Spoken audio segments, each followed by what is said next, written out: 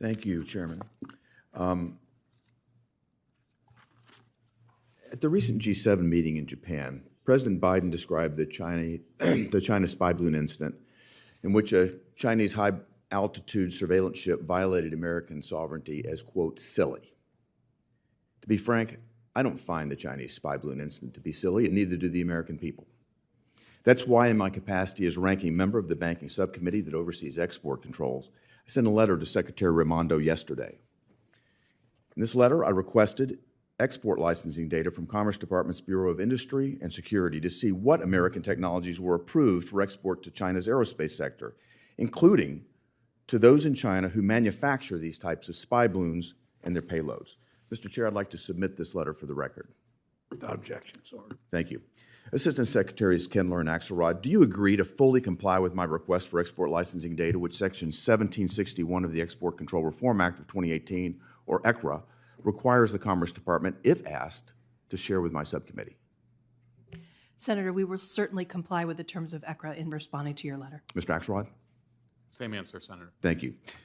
I'm very concerned about news reports that the Biden administration continues to conceal attempts for more transparency on China's spy balloon incident, including a taxpayer-funded FBI report on this incident. That's why I'm using my authority under ECRA to ensure transparency on the extent to which U.S. technology exports have contributed to threats like China's spy balloon program. On April 26, Secretary Raimondo told Congress that her department has put over 200 companies on the entity list for export controls during her tenure.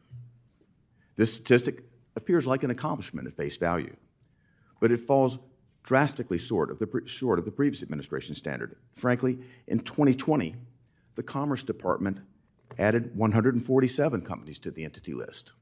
And in 2021, that number decreased to 85. And in 2022, that number further decreased down to 68 Chinese companies that have been added to the entity list. Assistant Secretary Kendler, what's the explanation for this drastic decrease in the Commerce Department's entities listings? Senator, I'd like to make sure that you have the right information. I believe it's 205 entities that have been added under the Biden administration in China. Are you disputing the level that I'm talking about? These numbers add up to that number over the course of 2.5 years. Just in the last year of the previous administration, 147 companies were added to the entity list. And what we've seen is a decrease year over year to get to the total that you just named. But why are we decreasing? Why are you decreasing the activity in light of the fact that we've seen more and more of Chinese, the CCP, I should say, predatory behavior? Senator, I just want to make sure that we're being clear that these are Chinese entities, not overall entities. It is correct that 205 entities in China have been added to the entity list. Why has there been a decrease year over year? That's my question. Can I get back to you on that? I want to make sure that we're operating with the same data, please. The data shows that there has been a decrease. And I want to understand the trend and what's underlying the trend.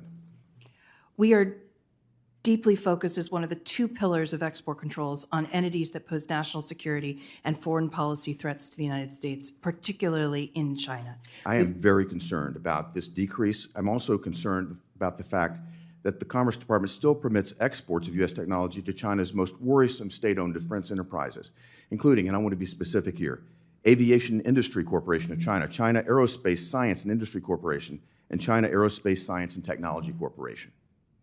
Let's turn to another issue that very much concerns me. That's Huawei.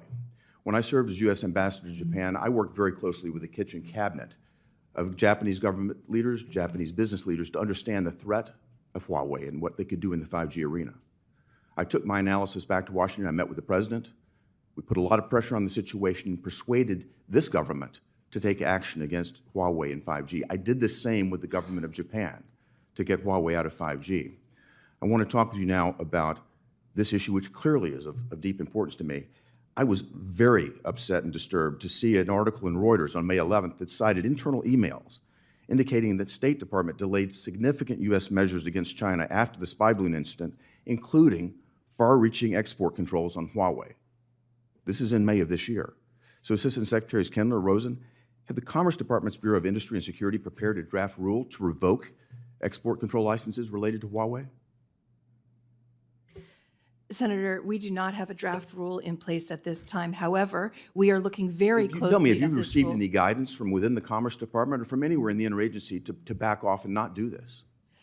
Senator, we are working closely and we are under deep analysis of this issue. Huawei. I am very completely- concerned to see this administration basically back off and kowtow just so they can obtain high-level meetings with officials in China. This makes no sense. We should be speaking from a position of strength, not weakness, and this backing off is absolutely unacceptable. Senator, we have not backed off this Chairman, issue. I am